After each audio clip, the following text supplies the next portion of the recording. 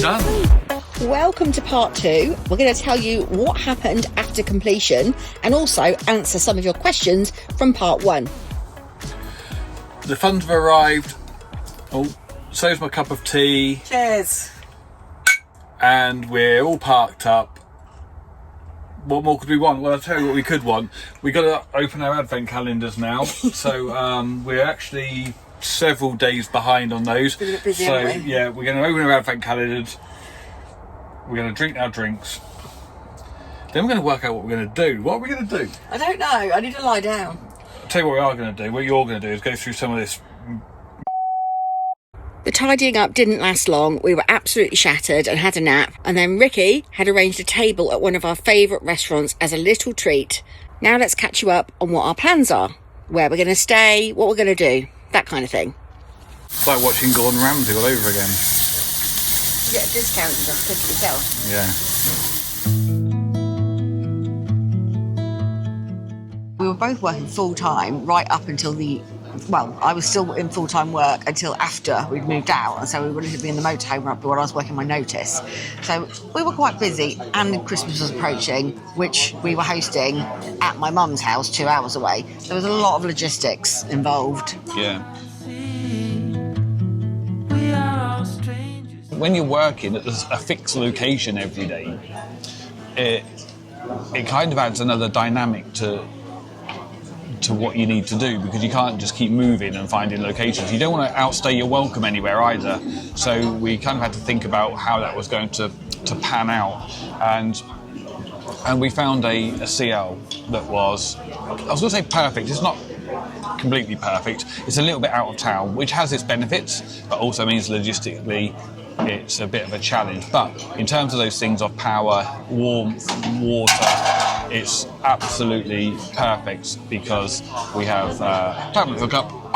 It's a service pitch basically that we're on. We're doing full-time motorhome life, but with a twist on probably the way that most people do it. There is no right or wrong. No. You do what's right for you. So holding down a full-time job, being very close by for family, as in our grandson, and all those things, this works for us.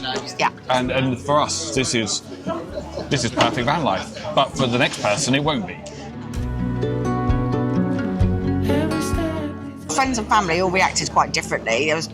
Most people were really excited for us, but a few people just could not get their heads around why we would want to sell up our house and move into a 9 metre motorhome, 30-foot motorhome. Mm-hmm. But no regrets whatsoever. We couldn't wait to get out of the house. You know, and that's the point. We used to sit in our house and you could, on the drive, you could just see the back end of the motorhome. And we used to sit there looking at it thinking, we just wish we were in there. And we thought, what are we doing? We were paying a fairly hefty mortgage for what was a lovely house. But we were looking out the window and going, but we want to be in there. And that's the bit, it's that gut feeling. And you guys had the same thing. If you have, let us know in the comments. It's hard to describe, but when you have that feeling and you look around and you say, from the outside, this house is perfect. It ticks all the boxes, it's lovely. But I just don't get any joy or pleasure from being in it. The worst thing for us was always, will we look back at what we never did? And we didn't want to have that, did we? The ship sails, you don't know health-wise what's around the corner or anything like that. And would we look back in a few years and go, you know what, we missed that window. So we thought, in a nutshell, sod it. We're just going to do it. People say, was it scary? But you know when you made the right choice and you know it's the right choice, it's not scary, is it? It's almost like, weirdly, it's almost like a weight off your shoulders going, it just, and at no point along the way did we ever sit there and go, what the hell are we doing, did we? It just felt right. And I know it's only been 3 months, so compared to some of you out there, if you're watching, I'm sure, I mean, let us know, how long have you been living in your motorhome? The people we know have been doing it for several years, and there's people out there for much longer. So 3 months in, we're not claiming to be experts, but what we're saying is we're not looking back, we're only looking forward. Right. And if you're out there, honestly, and if you're thinking about doing it, we would just say, do it. Because also things are reversible, right? You're always better to look back and say we did it and it wasn't for us or it didn't work. And you know what? You got some stories to tell friends and family rather than sitting there going, yeah, we never did it. We just wish we had. And I think that's what we didn't want, wasn't it? Yeah, and everybody will have their own advice for you, whether you ask for it or not. People will tell you, you should do this, you should do that. No, do what's right for you. So, again, we've said before, there's no rights or wrongs. For us, this was right for us. This hybrid between still working full-time and living in the motorhome, travel, but not full-time travel. It just gives us the balance that's right for us at this point in our life. And in terms of being risk averse, we've got contingencies. We did look at renting the house out, which is what a lot of people do. And we decided we didn't want to be landlords. That just was not a stress and a hassle that we wanted.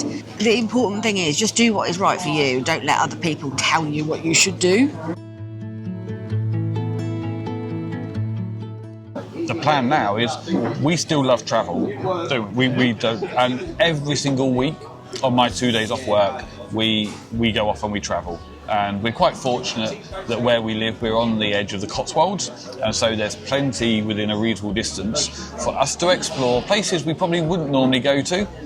And get out there and enjoy it, aren't we? So we don't stay on our pitch for more than, I think the most we've ever done is 7 days tops. We managed to sneak in a cheeky little trip to Sharm, which was a lovely bit of January sunshine, wasn't it? Egypt. Yeah, Sharm el Sheikh. Sharm el Sheikh. And we're at the NEC now. We're here for 6 days. So we have no plans whatsoever to permanently base ourselves on this pitch we have.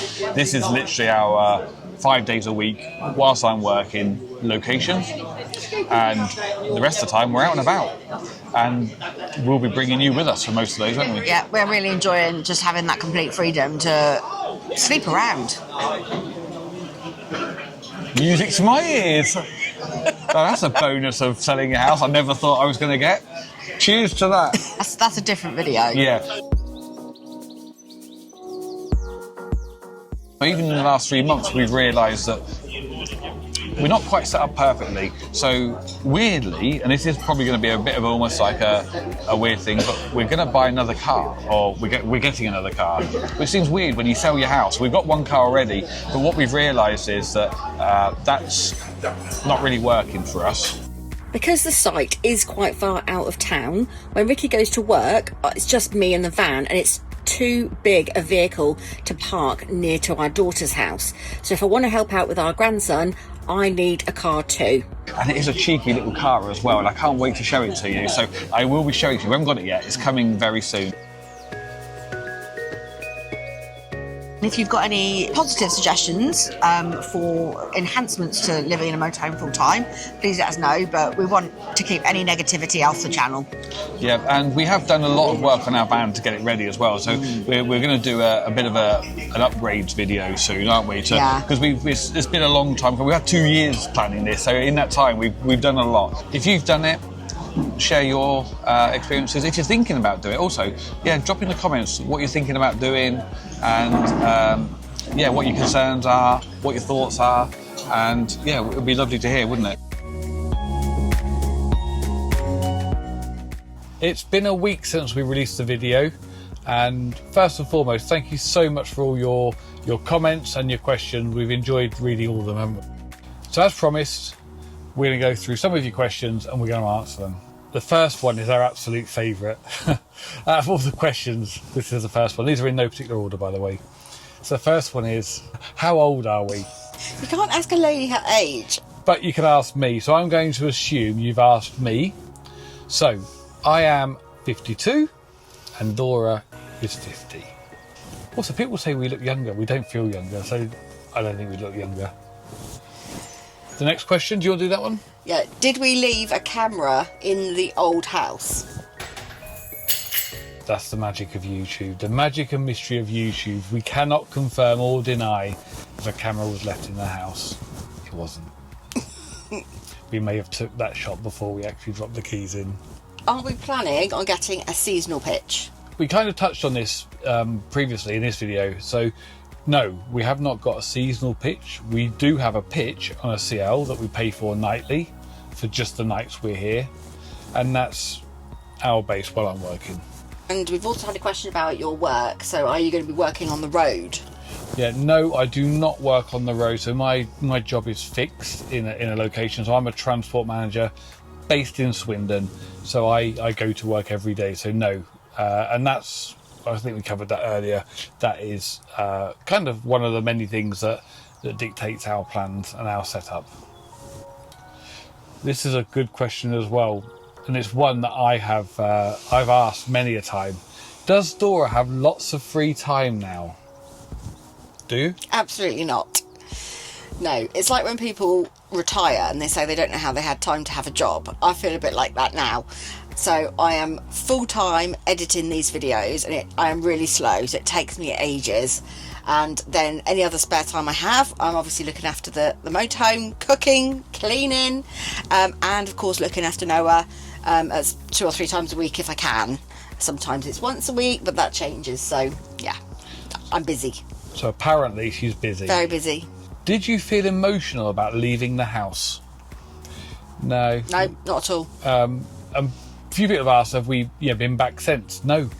And I think we touched upon it.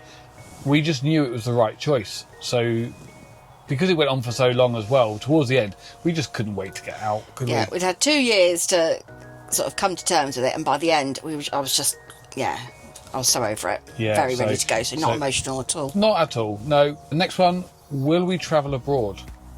Definitely. We love travelling and we love going to Europe, don't we? Yes. And so we've got at least 2 trips abroad in the motorhome for later this year. Mm-hmm. You will be coming along.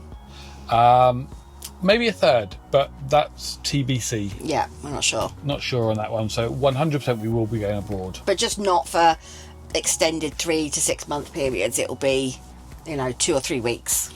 Yeah, and longer term, maybe.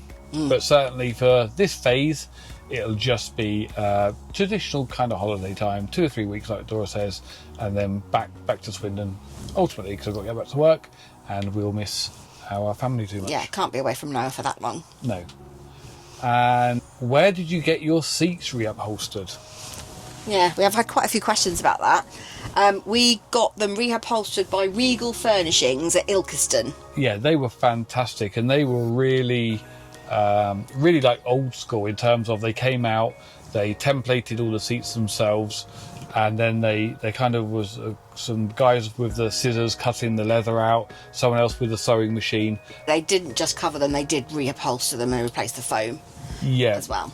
Regal Furnishings, Ilkeston. If you're interested, give them a call, they're fantastic. I think they're the main questions. There was lots of the same question, lots of how old are you and that kind of thing. So if you've got more questions that we haven't answered, please do pop them in the comments of this video or in the other one, and Dora will sort through. Yes. And we will answer every single one in the comments. Yeah, we're on Facebook and Instagram as well, so you can keep up to date with what we're doing sort of in a real time on Instagram, and then it'll be weekly vlogs, 10 o'clock on a Sunday. Yeah, and if you are one of the new subscribers that's joined from the last video, thank you very much for subscribing. If you're watching and you haven't subscribed, please do. I think do you remember what the stats were? We did look this up. I think it's like 72% are not subscribed of viewers. Yeah, which is mad, right? So sort of 3 out of every 4 people watching aren't subscribed. So please, if you want to keep up with our travels, if you've got questions, if it's stuff you want to see, if you want to see the picture on, if you want to see any of those kind of things, please subscribe and pop it in the comments and we will answer everything. And also, he thinks he's my boss now. Absolutely. So I've got KPIs to adhere to and things to reach and views and stuff like that. So help me out. Yeah, actually, you should be asking for them to do that. So, my next performance review. To keep Dora in work, employed by me, please subscribe and give the video a thumbs up and all that usual stuff that YouTubers ask you to do. Please. But that would be for me very helpful. Yeah. Anything else you want to plead before we go? No, just thank you very much. It's been a really positive response, so let's keep it that way. So thank you. Yeah, and if you've got to this far of the video, well done, and we'll look forward to seeing you on the next one. Right, so Dora has been banging on for ages that we have to get another car. We absolutely have to get another car. So you know what? I've ordered one.